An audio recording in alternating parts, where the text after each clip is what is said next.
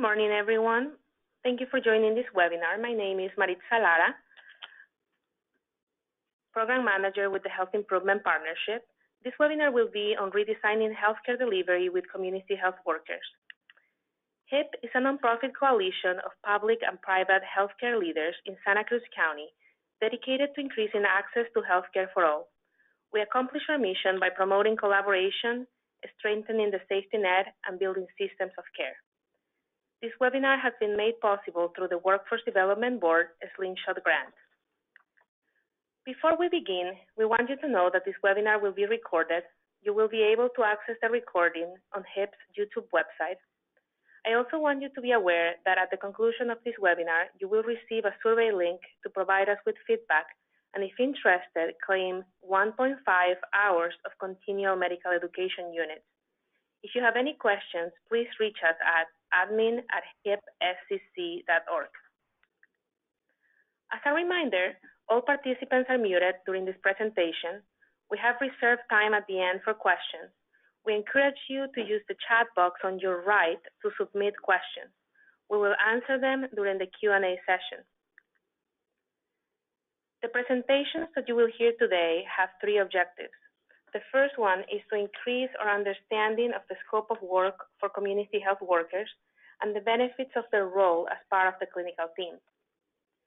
We will also be providing examples of community health workers in clinical settings, and we will also reflect on the challenges and opportunities for integration of community health workers as part of the clinical team. With that, let me introduce you to our presenters today. We have Dr. Susan Chapman with UCSF School of Nursing and Health Force Center, Ms. Danielle Obinger with Salud para la Gente, and Dr. Miguel Hidalgo with the MAT grant to Janus of Santa Cruz from the state of California. To get us started, let's jump in with a poll question to learn who is in the line. Who is in our audience? Please select which best represents you. Are you with a hospital or health system, a community-based organization, a community health center, a health plan, other? I'm gonna keep the poll open for 5 more seconds. See that many answers are coming in. Okay, so we're closing the poll. We see that we have a really good mix of different types of organizations joining us today. We have many of you are with the health plan. Many of you are also with the hospital system. And we have a huge number that are with other organizations. Thank you for joining us today. With that, let me introduce you to Dr. Susan Chapman, professor at the UCSF School of Nursing, Health Force Center, and Health Policy. Dr. Chapman, the space is yours. Thank you, Maritza. So I'm going to talk today about redesigning healthcare delivery with community health workers, some work that we've done at UCSF, and then some work that's been done at the state, try to give you an overview. So the first slide is kind of an overview of my presentation. Who are CHWs? The roles and definitions, how do we define CHWs? What are some of the education and training standards? Talk about some data on CHWs and a little bit about what's been studied in terms of research on effectiveness, previous work on successful models with CHWs, and then a bit of work related to CHWs on the California Future Health Workforce Commission, which just completed its work. So I hope to cover all those issues and then take some questions at the end. The first slide here talks about who are community health workers, CHWs, promotores, and I'm going to use this as both together for most of the presentation, although there are some issues about whether there are differences that I will raise briefly. CHW is an umbrella term, as you're looking at this slide with the umbrella on it. Many different titles and roles have been used in the past, and that's sometimes the challenge of knowing who's a CHW promotor or not. Many different titles. Some folks have counted, over like 75, 100 titles that could be used for this general role. It includes many things like health education, health promotion, health coach, client-patient navigation, case manager, disease management coordination, community outreach worker, street outreach worker, etc. So there are a lot of challenges with trying to sort of talk about this group as a single group because of these many various definitions. So one of the definitions we might want to look at is from APHA. This is American Public Health Association, and they have a section of, it's a large organization for those of you who don't know it, and they have sort of special interest sections. They have a community health worker section. And they have defined this over this term, over the role really over the years as a frontline public health worker who's a trusted member of or has an unusually close understanding of the community served. Also a trusting relationship that enables them to be a link or liaison between health and social services and the community to facilitate access to services,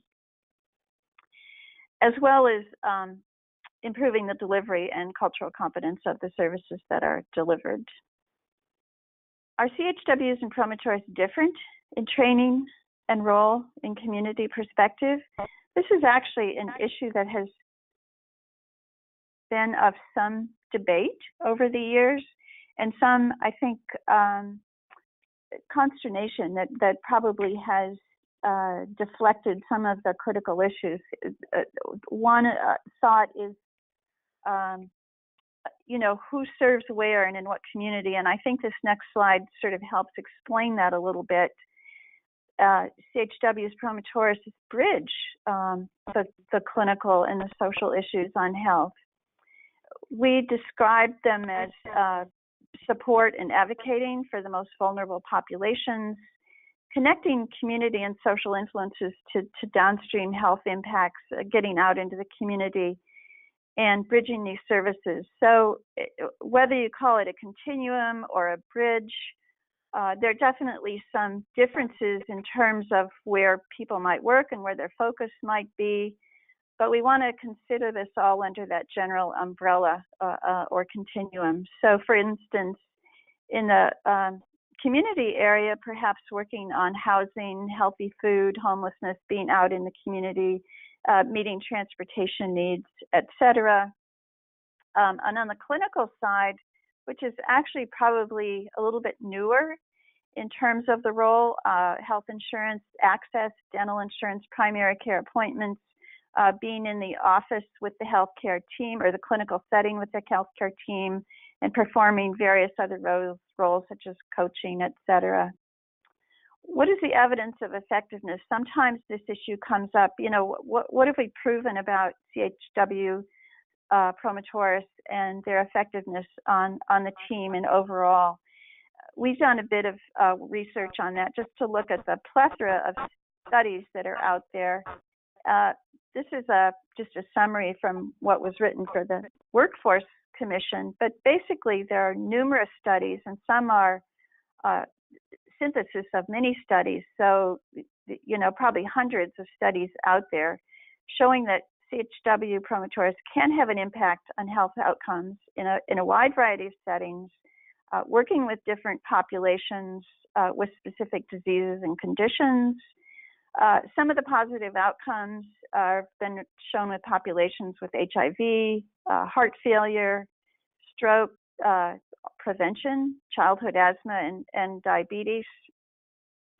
And also CHW promotores effective in developing interventions post-hospital discharge that can reduce readmission rates and help people remain in the community.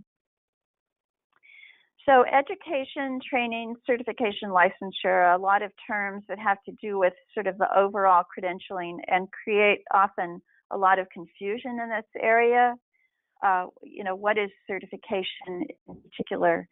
So I'll start with licensure, which is a state, generally licensure is a state issue. Professions are licensed in the state to do certain things. There is no licensure for CHWs in California. And there is no required professional certification, meaning proven professional competency. Sorry, let me go back to that. There are some states that do have individual certification. There may be national individual certification in the future. Part of the confusion is that some people have certificates, which mean they completed a training course or they have a certificate from some particular area, but that does not necessarily equate to a statewide recognized certification. So education, there's also a wide variety of how CHWs are educated, sometimes, just on the job and new to the role. There are a few community college programs providing an associate degree or a certificate of completion that may or may not include college credits. There are also some organizations that do quite a bit of training, Latino Health Access, Visione, Compromiso, among those, and some others. And then in addition to that, many employers provide additional training for that specific role. A little bit of data. What do we know about just trying to count CHWs? There is what we call a standard occupational code, which is from the Bureau of Labor Statistics. So one would think perhaps we would know how many CHWs there are and have an accurate number. The California Employment Development Office does projections of how many workers do we have and how many do we project. I'm showing these data basically to show that there is severe undercount. As you can see, as of 2012, 6,600, projected growth rate of 19%, but still only up to 7,900. And we know that that's vastly inaccurate, partly because of that umbrella term that I mentioned earlier, that we're not necessarily able to count all the people that do the kind of functions that are CHW functions. So we don't have a lot of data to go on. This puts CHWs in a kind of different category when we do workforce planning, because we don't know really how many we have or what the demand is. When you look briefly at traditional workforce planning, we usually know what the size of the current health workforce, what kind of planning demand we have for new jobs, and then, what kind of pipeline we need to fill that workforce. So again, we have some deficits here in terms of the data. Looking at this from this whole issue from a policy perspective, I'm going to sort of talk here about this policy theory that we're going to go back to at the end. Why are CHWs on the agenda now more so than before? And this could be debated. Perhaps some aspects of CHW growth have been on the agenda for a while, but in my work, it's kind of been on and off the agenda. Should we grow the role of CHW? Should we have more programs, et cetera? So I would argue that the window of opportunity is now and is open now, following this Kingdon health policy approach, which is these three streams must come together to see action. So there's a problem, a creative idea that needs to address a prominent problem. In this case, need to have extend healthcare into the community and address social disparities. Available solutions, looking at CHW promotores as a solution to find workers, who have the skills and competencies to be in the community.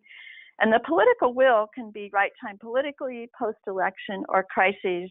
And I would argue that perhaps we have a crisis in sort of the healthcare workforce in need and political will with changing administrations and some other changes in health reform.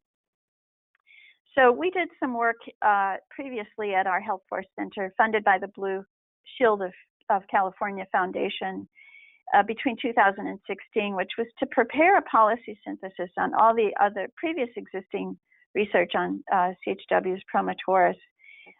This was a brief scan of all of the initiatives and statewide papers. We have quite a few statewide studies and papers that have been done on this workforce. I counted, I think, 11 or 12 at one point. And then to sort of investigate a few delivery models that have been successful utilizing CHWs. So we did this looking at 5 sites in California. This was not a random sample. These were sites we knew about or had or were willing to be site visited. And we were looking for geographic diversity as well as diversity in the kind of places and systems where people were working. So as you can see, there's a managed care organization consisting of health centers in the North Bay, Los Angeles County Care Connections, Inland Empire, which is a health plan, La Clínica de la Raza, in the Northern California. Transitions Clinic Network is a particular program focused on those who are recently released from incarceration. And then Cahuilla Delta Hospital is a district hospital in rural California. So we went to these places. What we did is we did interviews mainly and looked around at the sites. We interviewed 44 people for about an hour. And the types of positions we interviewed when we go to each site, we look at the program director, the medical director, any nursing directors, also talk to a lot of CHW leads, outreach coordinators, et cetera, and tried to get a good sense of what the CHW role was, how it was created, how they were trained, what some of the outcomes or measurements might have been. I'll show you at the end how you can look at reports that we came up with from both of these projects. I'm just going to do one quick example here of the Cahuilla Delta Healthcare District Hospital. As a community health outreach specialist, they developed this role and have quite a number of folks working in this role. They see clients in either the hospital, the home, or the community. They might attend clinical appointments with the patient or social appointments with the patient, such as going to the medical office or the DMV or housing. A lot of community outreach and teaching health education, everything from diabetes, health cooking to Zumba, and promote community development in that community. Some of our key findings, sorry, my slides are taking off on their own, that effective workforce planning in California could benefit from, again, more research illustrating this return on investment for CHW integration. And I'm going to talk more about that in a minute. Highlighting these best practices, it's always hard for folks to know what each other's doing in terms of organizations. And so the best practices or the ability to learn from each other is sometimes not easy to come by.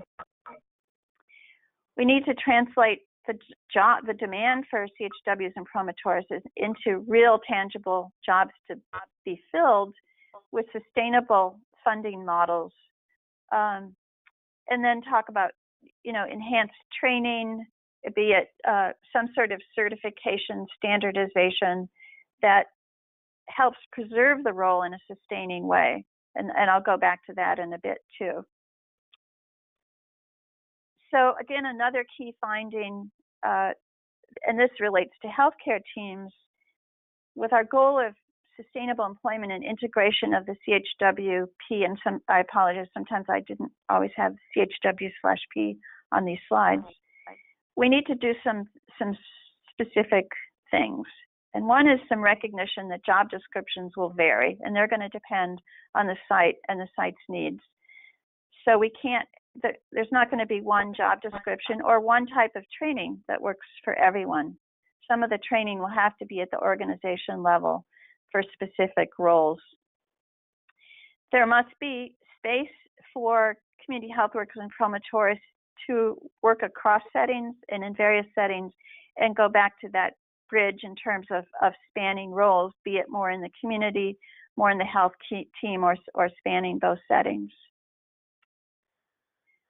Sustainable funding is also another large issue. A lot of CHW promotores roles have been grant funded, so they come into the organization and work under a grant. Might be a year, might be 2 years, but then when the grant funding is over, it's sometimes hard to find a way to fold them into the regular team. And so not only do you not have the sustained work or role, that CHW is out of a job and sort of looking for another job.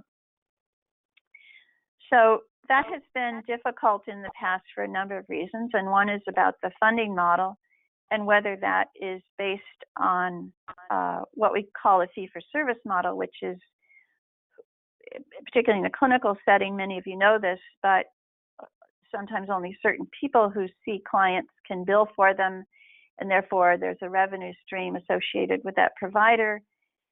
There are some places that do bill for CHWs under certain conditions, but leaders often look at CHWs as, if we can't bill for them, where's the return on investment there? And they're not going to be revenue generators. We've really taken a turn now with health reform and payment reform, value-based reform, et cetera, so that we're not so much looking at, billing per visit or who's billing or who's not, but really redesigning the incentives and the financing structures. These are just a couple of examples of the types of reforms that are on the table or are already completed in terms of redesigning care and redesigning the delivery systems in California. I'm not going to go through each one, but you can find these, and you're probably part of one or several of these. So I now want to wrap this up by talking a little bit about the future, California's Future Health Workforce Commission.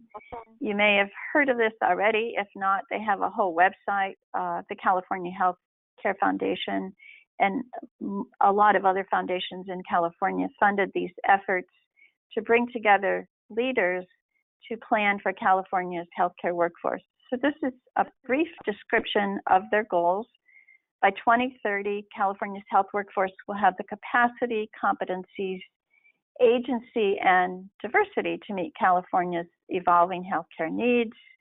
It was led, as I said, by senior leaders across multiple sectors that included health, education, employment, labor, and government, and then some researchers, including some of us at the Health Force Center, contributed data and some research effort to that.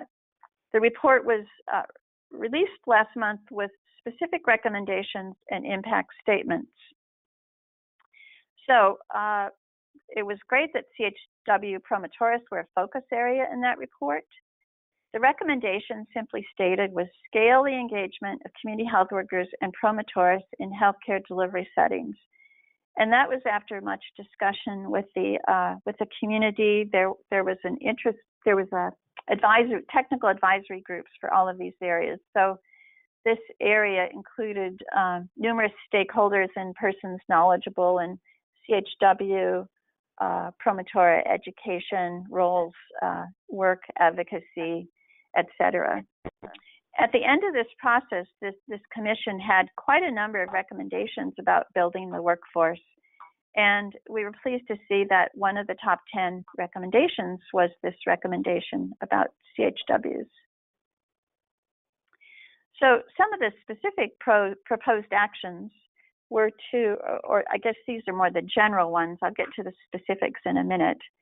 Establish formal certification process for CHW promotor training programs provided by community colleges and community-based organizations. Expand and strengthen CHW promotor training programs and modify reimbursement mechanisms with a focus on these alternative payment models that don't focus so much on fee-for-service. If I could go back to the first one for a minute, certification process, as I said, certification is a complicated word, but I want to be sure you focus on this is a certification process for the training program, not necessarily an individual certification. So you could almost call it accreditation. This is reviewing the programs and developing standards for the training, core competencies, et cetera, versus an individual certification. So to be more specific about that, some of the steps would include just assessing which programs are already out there, reaching some consensus on core competencies. What is it that CHW promotores need to know across settings? Are there some core issues, clinical, non-clinical, what do people bring to the job, what kind of competencies are we looking to develop, as well as looking for people that bring certain attributes to the job. Funding the expansion of programs in the state, and then adding scholarships and loan repayment. This is a way to grow the workforce that's commonly used, which is obviously to pay people for going to school. CHW promotores to train other professions on what the CHW role is and enhance that team working together. And then come up with models of sustainable funding for the role, and living wages was a focus also. The total estimated cost of this recommendation over 10 years was estimated at $6.7 million. That sounds like a lot of money, but it's actually not that much when you compare it to the cost of some of the other recommendations. So it's a pretty modest set of strategies. The potential impact here would be that strengthening these programs may directly increase the supply of CHW promotores by providing tuition and stipend support to build programs. Modifying the reimbursement mechanisms may impact the demand for this role by creating more jobs. And then more importantly, CHW promotores in these roles can really impact health outcomes for specific diseases and conditions, and as I said earlier, quite a variety of settings with different populations. So going back to my sort of theoretical model, is this a window of opportunity for CHWs? Is the window open now? Should we act on it? The problem is we have high-risk individuals not connected with traditional healthcare systems.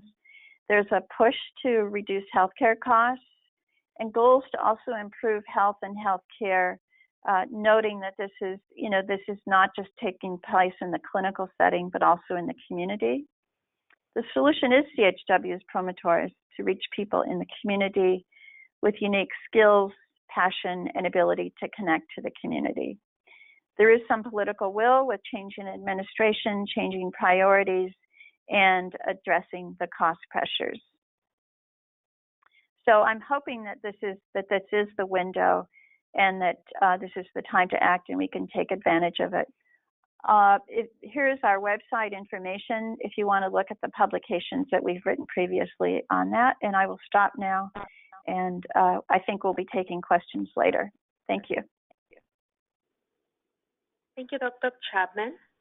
We are really grateful for your time today. We will have Dr. Chapman later today taking some questions and answers from our attendees. Please submit your questions on the right side of there's a chat box.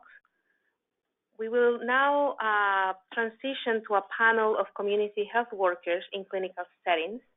Before we do that, I would like our audience to participate on a second poll. We want to know whether you're currently using CHWs or would like to use them in the future. We'll keep that poll open for about 10 more seconds. I see many votes come in, so if you haven't voted yet, you have 5 more seconds. Okay, we're closing the poll now. Let's look at the results. You see that we have about half of you already using CHWs, and 35% of you do not currently use CHWs. And there is 23% of you that do not currently use CHWs but would like to use them. It is now my pleasure to introduce our panel today. We have with us Ms. Danielle Obinger with Salud para la Gente. She's the Director of Nursing. And Dr. Miguel Hidalgo, Director of Peer Recovery Mentor Training for MAT Program Grant Llanos of Santa Cruz from the state of California. Danielle, the time is yours. Thank you, Laura, so much, and thank you, Dr. Chapman, for giving us some background on community healthcare workers. So again, my name is Danielle Obinger, and I'm the Director of Nursing at Salud para la Gente. Salud para la Gente is a clinic in Watsonville. We also have a dental site in Monterey County. Watsonville City, for those of you who don't know, is in Santa Cruz County in California. We serve approximately 28,000 patients annually. Again, 40% farm workers, 92% Hispanic. We do have a population which is 75% non-English speaking, which makes it very unique, where I think community health workers really fill that gap. We also have 92% at or below the federal poverty line of 200%. And just so that you understand the size of our clinic, we have 11 different clinic sites. Again, one of those is a dental site in Monterey County. We have 410 employees, unionized, and at our local hospital, Watsonville Hospital, we are the OBGYN hospitalists, and we deliver most of the babies there, 9 out of 10 to be exact. So really, I wanted to give you some examples of community health workers and how we see them in the community, especially at Salud. At Salud, we have our community health outreach workers, and they do a variety of things. Here I have listed they do insurance enrollment, they help with applications. They also coordinate a teenage advisory board where they work with our local high school to talk with high schoolers about some of their needs. Some of those in particular are reproductive health, and really get their information how we can best accommodate the community and help them and train them in the community so they can give resources in the community to their co-peers. They also work with a lot of community partners. Our health outreach workers can be seen in places such as our local camps, giving outreach information about insurance resources. We have a local plaza where we have a large amount of our gatherings, and they're often seen there. And again, really in our schools, supporting our schools to work with our students to understand better resources in the community. They do both screening and education as well in general. Our next type of community health worker that we have is our CPSP. I don't know if some of you in the community have this resource, but it's Community Perinatal Service Providers. And this is basically a program through the state of California that is a Medi-Cal program for eligible pregnant women from conception through 60 days postpartum. Because of this program, we're allowed to offer nutrition, psychosocial, and health education. And this is a fee-for-service reimbursable service, so though they are community health workers, we are reimbursed for them. And that is through a Title V MCH block grant. And pretty much when pregnant women come to the clinic, they'll do routine assessments, they do counseling, and again, that's that psychosocial counseling and nutrition counseling that they can do. And a large amount of what they do is when women are prepared to go on disability, when they're nearing the end of their pregnancy, or if they're having other issues during pregnancy and need to go early, we'll have our CPSP workers sit down with the patient and really assist them with their disability paperwork, which takes that off the provider care team, so the provider care team can focus on delivering care in the clinic. We also have our health coaches. Our health coaches are under our outreach department. So we have supervision. It's one sense of supervision that oversees our outreach workers and also sees our health coaches. Our health coaches are integral to our care team. They really support mostly with our diabetes care, but they're teaching classes in the community, in the schools with our providers. They also provide one-on-one visits. This is not a reimbursable visit. We've decided as an organization, and I know Dr. Chapman alluded that a lot of these programs were started from grants and then it was hard to continue. I think as an organization, we realized how integral these health coaches were to our team, and so we've been able to manage to keep them in the clinic, really continuing with the diabetes care. So as the Director of Nursing, I get the fun role of being a real integral part of the care team and making sure we have our care team nurses assigned. At Salud, we define our care team as essentially the provider, the medical provider, their medical assistant, and then we have that other layer of nurse and care coordinators.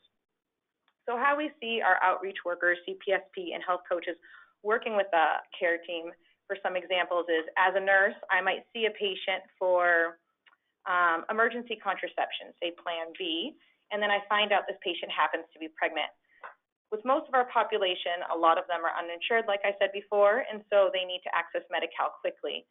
So we could use my time as a nurse or provider time and fill out paperwork with the patient to get them eligible for the paperwork, or we can make them an appointment with our CPSP program and ensure they access resources as quickly as possible in the community. And again, with our health coaches, if it's hard to get an RN visit to schedule out, sometimes it's quicker to grab a health coach, bring them onto the floor in the clinic, and do a warm handoff so they can do things like insulin teaching or also how to use a glucometer or basics like that to really help with the flow of the day in the care team setting. Yeah, so that's usually how that we use them. And like I said, from the nurse perspective, we value them greatly as part of the care team. Our education sources, we do want to make sure they're well educated in the community. We recently hired a nurse to just focus on diabetes care, and that nurse has been working closely with all of our health coaches to make sure that they're all trained in the basics and that they meet basic skills competencies and education competencies, so we make sure that they're really giving accurate information in the community. As far as data, we're really fortunate that we've collected some data, but we have noticed that since we've added health coaches in 2016, that we've had a general 5% increase in control of our diabetic patients, and really with those patients having a goal of lower than 8%. And so we've seen that added value saying that our patients are receiving that much better care. Also adding CPSP and nurses, and I'd like to add to this as well, is really adding our outreach workers working with our high school students. Locally, we've had a teenage pregnancy decline, a rate that declined by 59%. We actually received a local award with another community clinic, and really we're recognized or seen as decreasing that, and I know that's from the different layers of the care team and the outreach workers. Also noted is from 2014 to 2016, with a number of things that we did between our OBGYN department, as well as utilizing CPSP and additional education, that we've noticed the local birth rate has decreased from 12 to 6%. So this is really clear-cut data that shows having those different levels of the outreach worker has supported our efforts in the clinic to increase the value of care and the quality of care we've been able to deliver in the community. So kind of to finish up, I want to say it takes a village. And the reason I say that is because many of our outreach workers at Salud per la Gente have been with our local organization for more than 15 years. And so these workers aren't just employees of Salud, they are our community members. And so we're talking about culturally competent care and how we deliver in the community. And by having our local community members not just be in our clinic and give us information about the community, but bringing them into the clinic and offering them the resources and the education to elevate the entire community, we work together. And so really all of us working together with our partners and with our outreach workers to make sure we deliver the best care. Thank you, Danielle. I think we are now going to go to Dr. Miguel Hidalgo. I want to thank the Health and Safety Partnership for giving me the opportunity to share our program with all on the webcast. And my name is Miguel Hidalgo, and I manage the Peer Recovery Support Specialist Training Program under a grant from the state of California, the Medication Assisted Treatment Expansion Program, and Janice of Santa Cruz. The genesis of this program grew out of a concern with the opioid crisis in our country and in our state. The fact that 80% of those that have an opioid addiction do not have access to the kind of medications that would help them address their addiction, and only about 7% of the physicians in our country actually are capable of offering this kind of service. So we saw the potential for community health workers, or what we call basically peer recovery specialists, to be able to play a significant role. The sites we have been involved with include a hospital where we actually had the community health workers placed in the recovery unit of the med-surg department and also in the rehab unit in the inpatient setting. We've also had them involved in clinical environments, very qualified health centers, private health clinics, private health plans as well. The peer recovery specialist is an individual who, in recovery themselves, quite a ways along, who is in a position and interested in giving back. They are offering an approach which is an alternative to more hierarchical structure, which involves usually a lot of a superior subordinate relationship in terms of the person dealing with addiction. We also emphasize that we are focused for our specialist is not providing therapy, but rather helping teaching and modeling the kind of skills that are needed for self-managing their chronic pain and recovery from addiction. The program goals are basically, again, to support those clinics that are involved in the hub and spoke model where the clinician needs an outreach beyond what he or she is able to do in the visit. We also look to address the cycle of failure, which I'll be describing in a minute, which leads to mismanagement of pain and opioid dependence. Again, we're looking to fill these needs through recruiting and training peer recovery support specialists, and we also have involved medical residents in some of the outreach and some of the training, and they have benefited also in their attitudes and their skills in addressing this patient population. Some of the barriers, finding that even those 7% of waiver providers are finding a number of obstacles, among them staff stigma towards these kinds of patients, insufficient staff knowledge, payment issues, generally just basically a lack of support to the clinician in terms of serving these patients. As far as stigma is concerned, we believe the peer mentors have a special role in dealing with this major social determinant of prolonged substance use by fostering a trusting environment and open discussion of their relationship with their patients with substance and establishing strong social networks to support the recovery. Again, for this opioid cycle of failure, we're looking at basically the outer ring involving patients basically who, a number of chronic pain patients that are using opioids to deal constructively with their pain, where they have some issues in terms of potential opioid dependence, physician-patient agreements, Narcan, and those kind of approaches address their needs. Patients basically that are not able to control the dependence issues then are looked to weaning them off the pain medications or dealing with some medication-assisted treatments like buprenorphine or Suboxone. Where we come in basically is that inner circle, which oftentimes is the most difficult and the one where people have the greatest problems in terms of recovering from their addiction, and that's past life trauma. And there we see the role for peer mentors.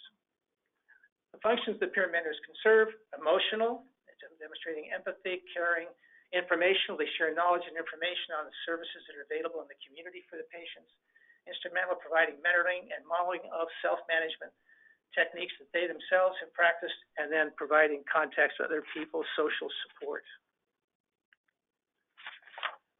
Again, the uses that we've found for peer support specialists are one-on-one mentoring, co-facilitating group visits where they work with behavioral health professionals or drug and alcohol counselors, or in some cases physicians, community outreach, supporting needle exchanges, homeless sites, and then public advocacy to change public opinion, especially towards harm reduction strategies. Our group visits was an interesting model in terms of how to leverage the peer recovery specialists with other members of the healthcare team. We were able to utilize a shared medical visit where the behavioral health professional or the clinician led the group, but the peer coach, the peer support specialist, was able to also provide assistance in terms of delivering both content and also mentoring the participants in the group. For those of you that are interested in seeing how we did that, I encourage you to go to this website where you can actually see an example of how we developed the actual group visits. Recruitment of participants. The participants in our training program were referred by clinicians in the clinics, drug and alcohol counselors, of individuals who were successful in their recovery. The candidates were screened. Those who had major mental illness were obviously excluded, as well as those that had repeated relapses, because we couldn't handle them in the group setting and effectively. And also each applicant was interviewed to determine if their desire to give back and their ability to support others. Most of them were more than willing to do so as volunteers. We're now moving into a stage now where stipends are becoming available, and this is an added incentive. Peer coach training involved 12 weekly sessions, an hour and a half in length. These are some examples of the subjects that we presented to them. A lot of hands-on exercises, skill-building approaches that they could use with their clients, where it's very important. And was very well received. The impact of peer recovery support, some of these examples, reducing hospitalization rates. Here's the Alameda Peer Mentoring Program, gave some very robust data suggesting a reduction in ED use and reduction in hospitalizations. Increased returns on investment. A Washington State study demonstrated that, of a return on investment of $1.25 for every dollar they spent on peer-supported programs at cost savings. There are also examples as well as fewer hospitalizations and increased retention, which is one of the issues for many of these drug and alcohol programs. With people dropping out, found that, especially in the Rhode Island program, their ability to be able to retain these patients thanks to the peer recovery specialists. Billing is a challenge. As I said, we've been relying mostly on participants, peer support specialists volunteering. However, now we're finding that some of the program sponsors are able now to look to providing some stipends through the Medi-Cal billable service as long as they meet these requirements. In summary, we believe that the peer recovery specialist can be make a major contribution to the care team and also make recovery a presence in their communities and send a message of hope fulfilled. Thank you.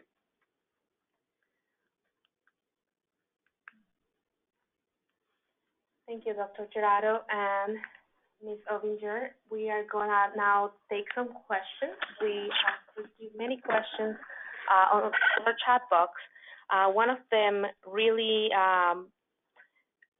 people really want to know where are CHWs currently being trained in Santa Cruz County. Well, I want to let you know that Cabrillo College has launched a new CHW Certificate Program to support this workforce need. If you're interested in more information, please Google Cabrillo CHW, or you can also follow this link. There is contact information on that website.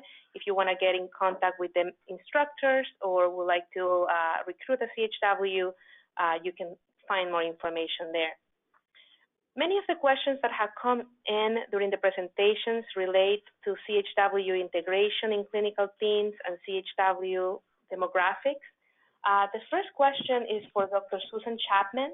I do encourage you all to please continue to submit questions on the chat box on your right.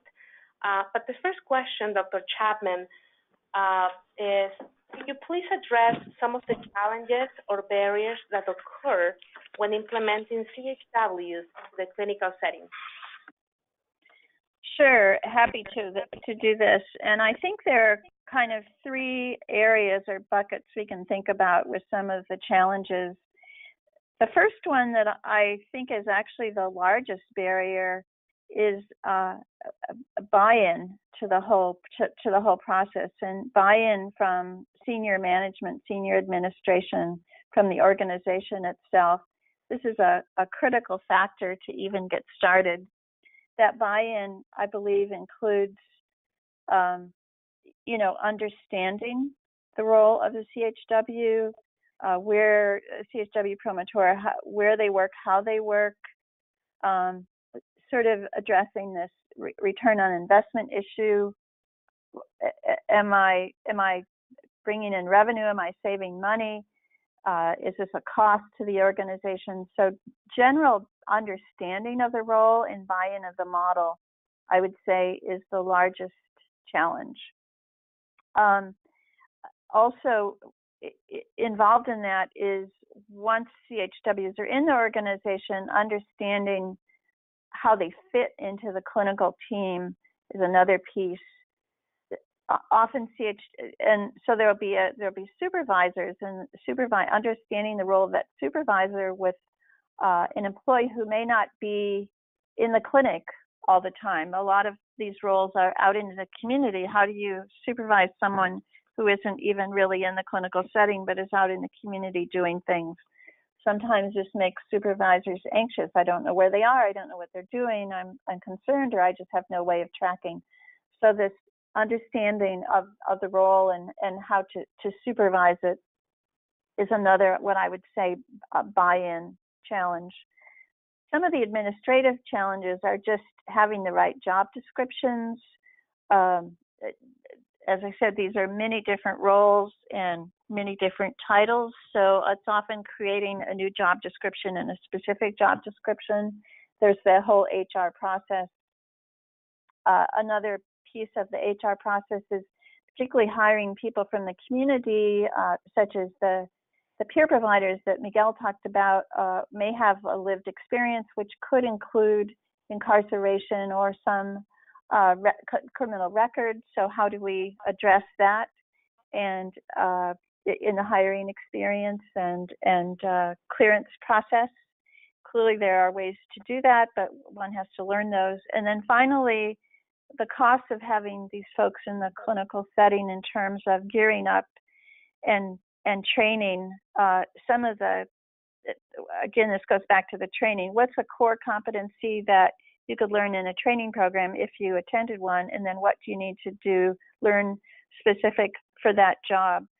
Some of the issues that come up a lot are documentation. How do you, teaching people how to document in whatever medical record system, particularly if you want to document in a way that allows it to be billed. So those are some of the challenges that I've seen. Thank you, Dr. Chapman. The next question is for Danielle. How did you educate or train providers and RNs on how to best work with CHWs? Yes, that's an excellent question.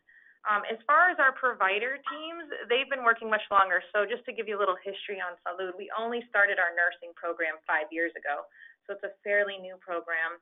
With our CHWs, most of them, other than the health coaches, have been there much longer than before nurses started. So our CPSP works really closely with our OBGYN team. We have biweekly team meetings where providers are there, CPSP staff is there, and MA staff are there. And so really reinforcing that they are members of the care team. We also have our program manager for our OBGYN department. She is the direct supervisor of the CPSP staff.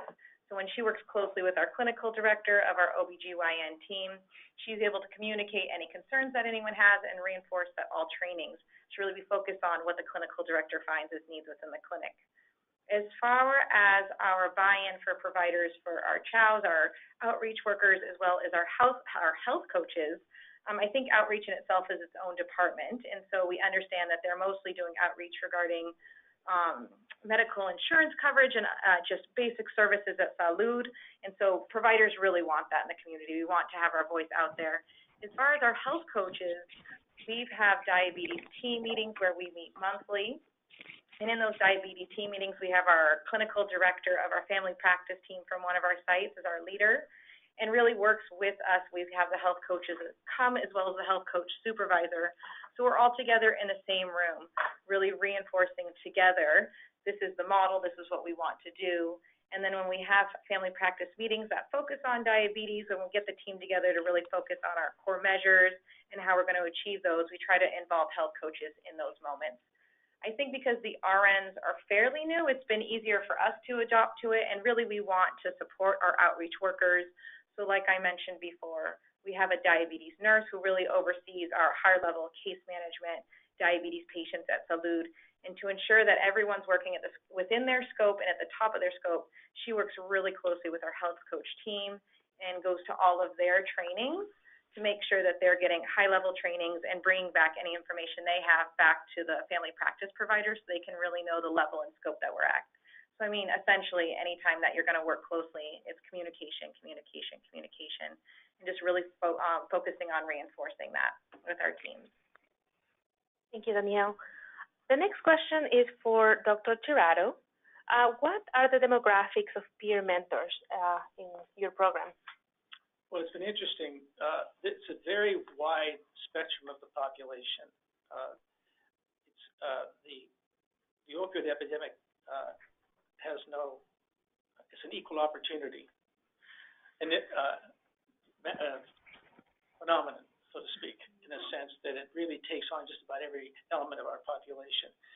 A strong white middle class component exists of people in their 40s and 50s who are struggling with serious chronic pain issues, are prescribed opioids, find they become dependent on them, oftentimes basically when the clinician starts to wean them off of it because of the pressures on the clinic staff to do so. They look to the street to find solutions.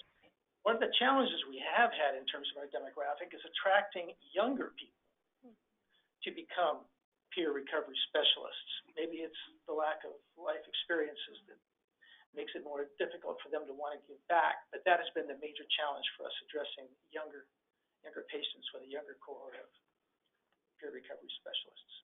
Thank you, Dr. Tirado. Danielle, who is at Salud, who is liable for CHWs when they are out and about? Will they need to be licensed? So essentially, our health workers are not licensed. When our community outreach health workers go into the community, again, they're mostly doing basic assessments and providing education, not necessarily, we don't have the health outreach workers go specifically and do anything where it includes taking blood pressures or anything like that. When we do have that model, we go into the community for health fairs, we utilize our medical assistants. And so then medical assistants are always essentially come under our medical providers, and that's where their coverage lies. Again, our outreach workers are mostly doing education about insurance status and then other services in the community and services we have at Salud. As far as our health coaches, we have recently just started doing health coaches in the community, doing home visits. And we also have ICM workers, which are people who are working towards getting their social work licenses, and they're doing home visits as well. And these ICM workers, I didn't mention them because they are more social workers, but they're going to patients that we have that have very high ED utilization, as well as multiple chronic comorbidities. And in those home visits, we basically worked with our insurance for our FQHC and spoke to them about what we were doing, and it still comes under the licensed provider, but it is covered as an insurance thing. Again, these are not licensed people. The different education that we provide to make sure that we're very close is we do motivational interview training. We just recently did a training for personal safety and how to protect yourself and other things like that. So anytime we're going to send somebody in the community, especially in the nature of a home visit, we really want to make sure we provide the education around safety so that our staff is well equipped to do so. Thank you. We're going to take only a couple more questions. We are almost at the top of the hour. This question is for all of our panelists. What are the core competencies that you see are most valuable for the peer support specialist group or for CHWs? Well, I can say that one of the reasons why we sought to specialize the function of the community health worker in the form of a peer recovery specialist was the credibility that brought them in light of the clinical team. One of the challenges we faced was scope of practice. A number of professionals said, wait a second, you're moving in on my turf, drug and alcohol counselors, behavioral health professionals. So we said, well, what is it what's the value added really that a community health worker can provide in this realm? The lived experience, the fact that they've been there and they've come through it and they can talk about that in a constructive way. So I think that's one of the major competencies that we found to be important. Yeah, agreed. Sorry. Go ahead, Danielle. Oh, go ahead, Dr. Chapman. It's okay. So in terms of CHW Promotores, there's been a lot of discussion about these core competencies, and actually there's a national organization called C3, which is trying to define core competencies from a national level. There's a Community Health Worker Association that's sort of getting started nationally or maybe reinvigorated nationally that's sort of taking on this project to try to define core competencies that could be looked at from a national perspective. So I think there are a variety of things sort of moving to aspects about the person doing the job and also about what the job is. But some of the things we hear are, you need the right person to be in this role. You can train people to do certain things, but if you don't have the right sort of basic core ideals or something, you're not going to do well at this. So these are things like compassion, an ability to connect with people, an ability to connect with the community, are some of the, what we might say are inherent skills or traits that that everyone looks for. And then some of the other competencies, certainly, as Danielle mentioned, some of the motivational interviewing, just knowledge of the community and community resources. The reason for drawing people from the community is they might know some of these, but you know, teaching more about that, some of the outreach issues. And then, as I said, many organizations teach specifically to the role that they want to be performed by this person. So it's not an easy issue to say, here's one set of core competencies that apply to everyone. But the profession is trying to get there, at least for some definition. Yeah, thank you, Dr. Chapman. I would agree with that, with what both of you said. The demographics of our CHWs at Salud per la Gente, I believe we're 98% bilingual, bicultural, really matching our demographic that we have for our patients, which is excellent. So we know these are our community members, really being able to provide resources that they know of. And then just to add, like you said, just the specialized training.